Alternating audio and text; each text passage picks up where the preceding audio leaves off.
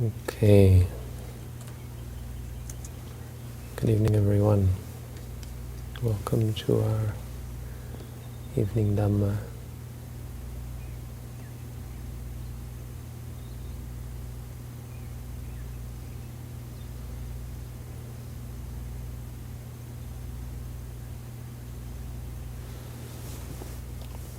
Thank you all for coming out. It's always great to see such a turnout.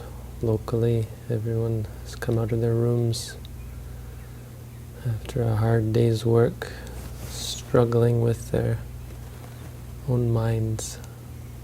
All of you in Second Life and on YouTube who come out to listen. We have, I think, a full house here in Second Life. On YouTube, my channel has surpassed 50,000 subscribers, apparently.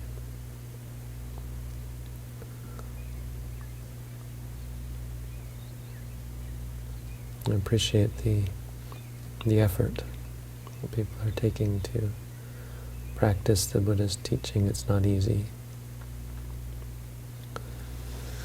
It's not easy. Sometimes it seems like Buddhism is all about suffering, no?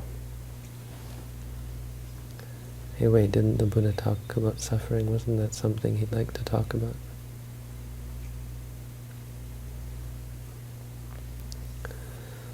That's not very encouraging, or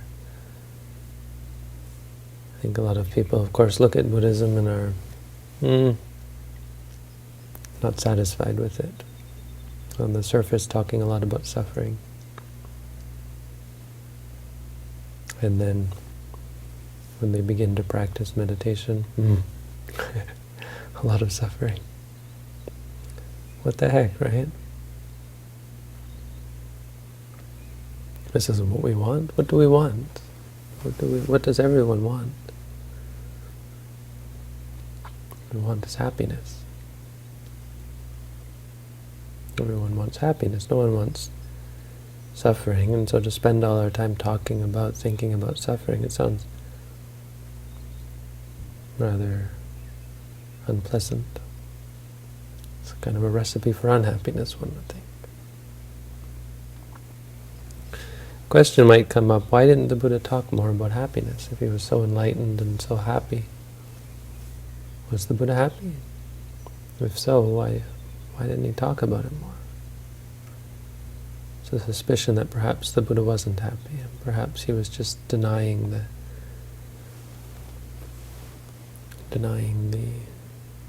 existence or the potential for happiness. Why did he phrase it in a negative? It's a good question, and it's led Buddhist teachers to try and reframe the Four Noble Truths as happiness. Happiness, the cause of happiness, the cessation of happiness, and the path which leads to the cessation of happiness. And so to explain it in exactly the opposite way. Which is fine. But the question remains, why didn't the Buddha do that? Why didn't the Buddha talk like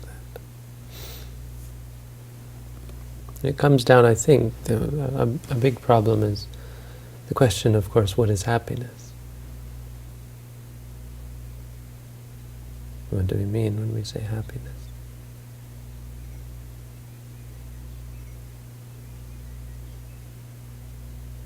We certainly don't mean the physical pleasure, no? Is that what we mean by happiness?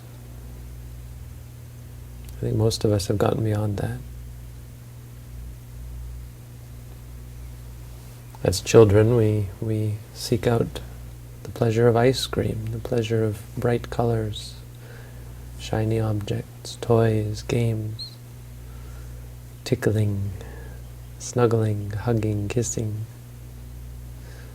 Adults actually fall into that as well, but sensual happiness.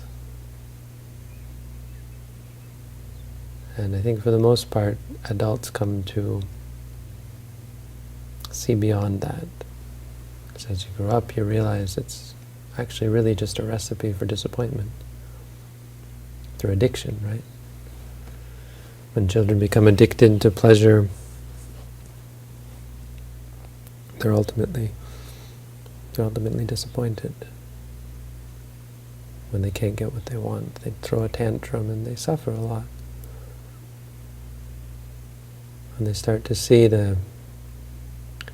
maybe not consciously, but certainly through practice and through experience, they see the nature of sensuality as being a mix, an inevitable mix of pleasure and pain.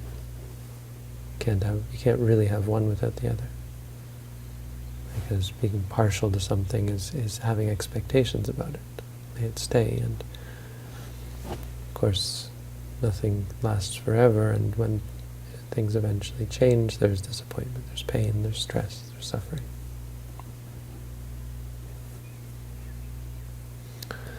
So beyond that, I think generally people will look at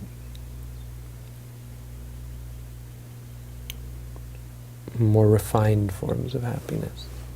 And even though it's very hard to give up the addiction to sensual pleasure, we tend to see that, well, it might be fun, but it can't be considered true happiness. And so we look beyond that to things like bhava sukha or vibhava sukha.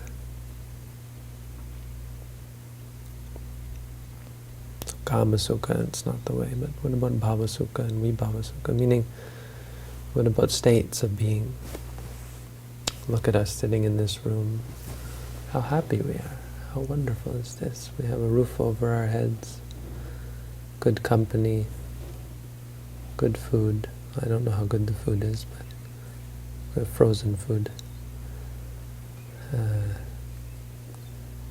Warmth. Our ability to sit here together in peace, not have to fight.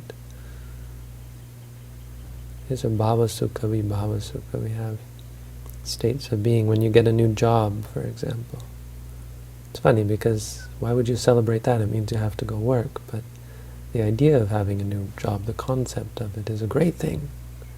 Everyone's congratulatory, which has nothing to do with sensuality, because essentially speaking, it's a lot. You're just suffering because you have to go to work.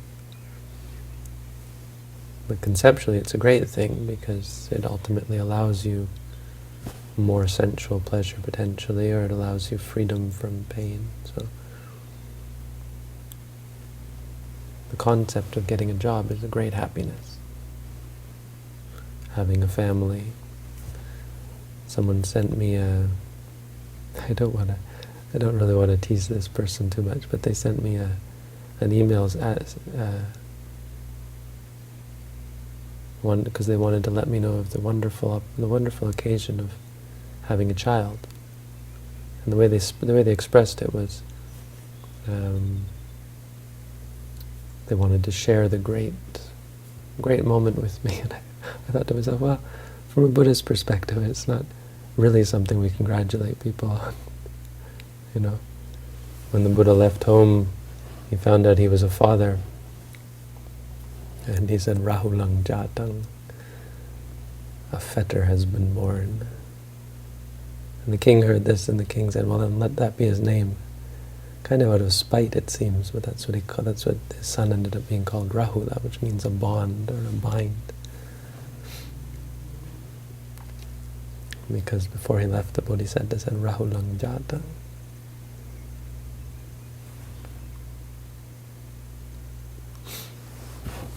But, this is it.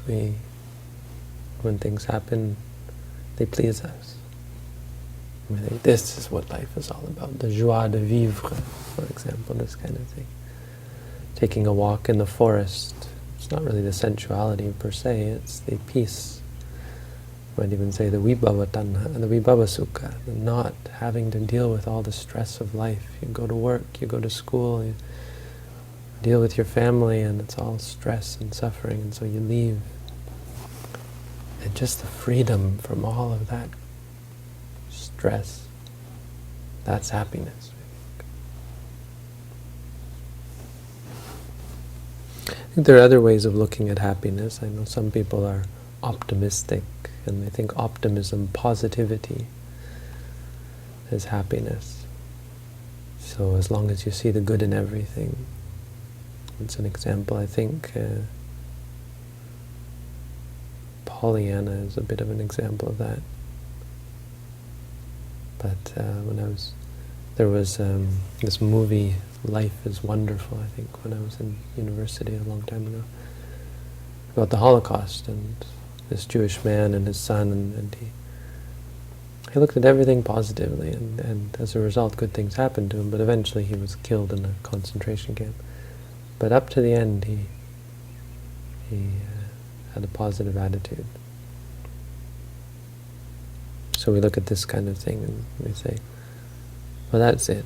And this is, I think, how neuroscientists tend to talk about happiness. That some people are more capable of being happy because of their positive outlook. And so there was this one researcher who was talking about how through meditation you can become more positive, and you can retrain your brain, or your mind, to be more happy, as a result of being more positive and rebounding from negative experiences quicker and so on.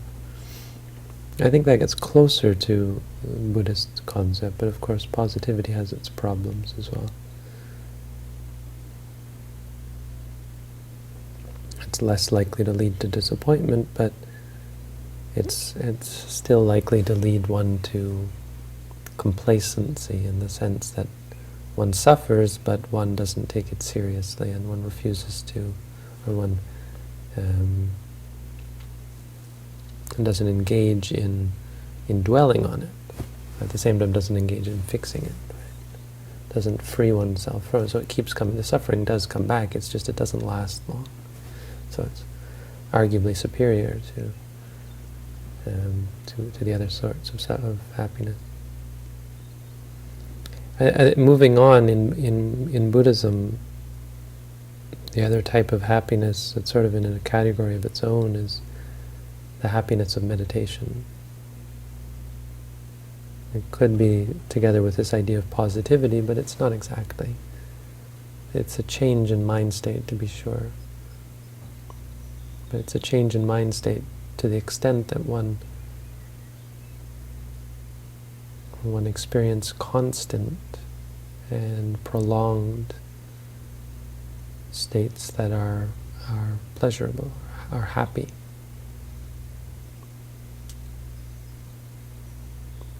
So like the first jhana, the first trance of tranquility meditation is accompanied with happiness. It's a kind of happiness that's removed from addiction. You can't actually be addicted to the happiness, because the mind isn't cultivating addiction at that. There's no, it's so focused, or there's no room for clinging to it. It's so powerful that the mind doesn't develop the addiction. It's freeing, it's liberating in that sense. And so often people who practice this will describe it as being a liberation, or being liberating. It is possible to become attached to the idea of the jhanas, and when you leave them behind, want them again. And so ultimately the Buddha noted about this type of happiness. He said, well, that's the pinnacle really of any kind of feeling, but it's still impermanent. When you leave it, you can still be left wanting more. You think about that and you compare it to what you have when you're out of the jhana, and you want the jhana back, but they're not permanent. And ultimately this is the real problem with any of the types of happiness, anything that we could call happiness. Beyond the ultimate happiness, which of course I'm going to get to,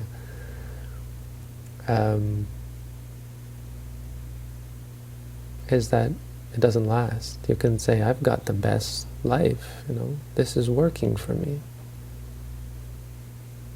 People who have good jobs, good cars, even, well, you start at the bottom, people who have sensual, the height, the pinnacle of sensual pleasure, angels, for example, human beings who are rich, powerful.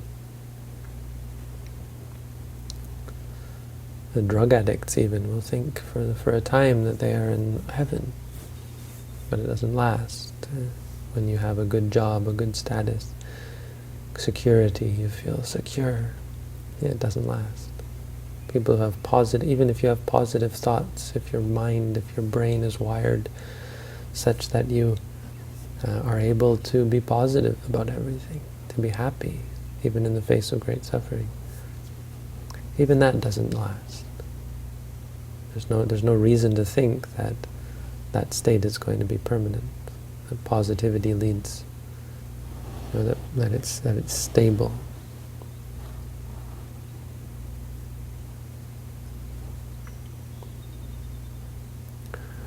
In fact, what we find through wisdom, meaning as we truly understand the nature of all of this, reality, happiness and suffering, is that freedom from suffering is far preferable to any of these states. And so we have to talk about, technically, and happiness as being a negative thing.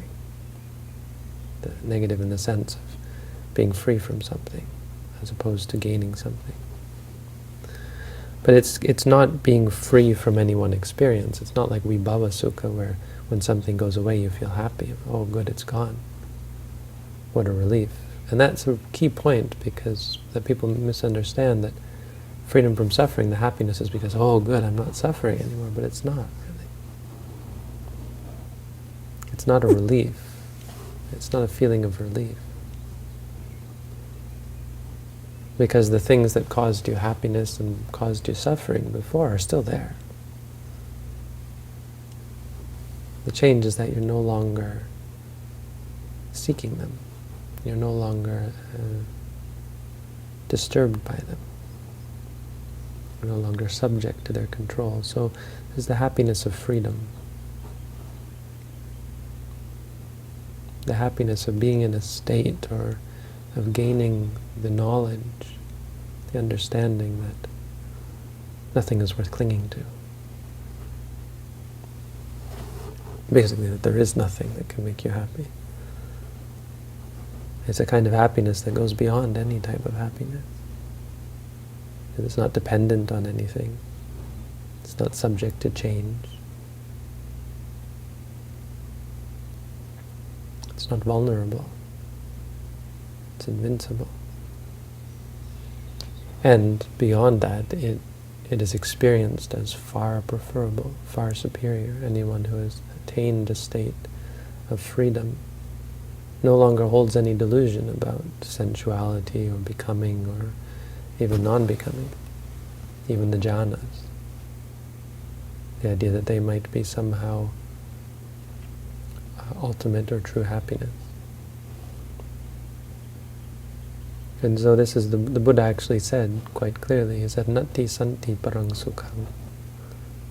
Which isn't a quote that it's not something I often bring up, because it sounds kind of, well, it's contentious, because it's hard to understand this with all of our ideas of what is happiness. Nati santi parang sukham means there's no happiness outside of peace.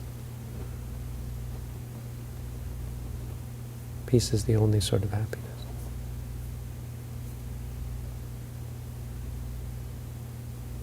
Which is I mean, it's sensible, it's reasonable. But it's hard to understand because it's a negative. You know, happiness, peace is peace is a sublime state. It's not really familiar to most people, and it's not really even all that desirable for a lot of people. Except in maybe an abstract sense. Oh, I wish I had some peace of mind, for example. But peace is something quite sublime.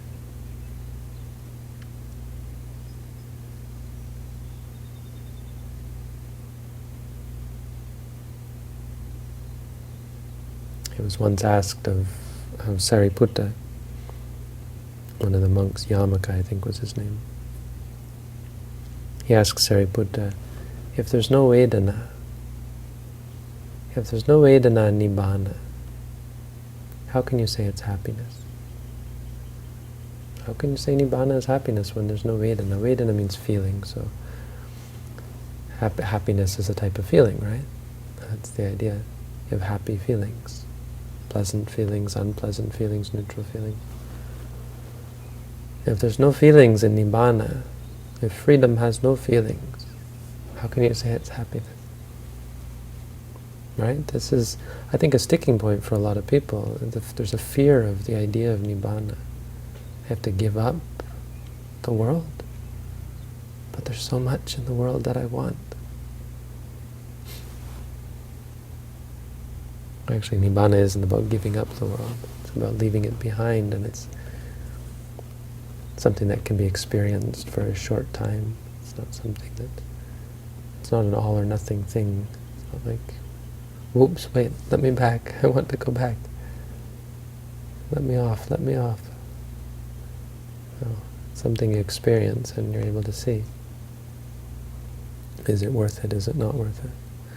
Sariputta's reply was, it's precisely because there is no Vedana that Nibbana is happiness. Sublime. Very difficult to understand unless you've practiced meditation. Of course, as you practice, you start to shed more and more of your attachments, more and more of your desires. As you see the things that you thought were happiness are not really happiness. Until finally you truly let go. There's an epiphany and the mind says, oh, yes, nothing's worth clinging to, and then poof, the cessation. Then you can answer this question whether Nibbana is happiness or not, when you experience it for yourself. So, there you go. There's the Dhamma for this evening. I hope the audio didn't cut out. Thank you all here locally for sitting patiently, coming out to listen. And to everyone at home, wish you all good practice, and thank you for tuning in.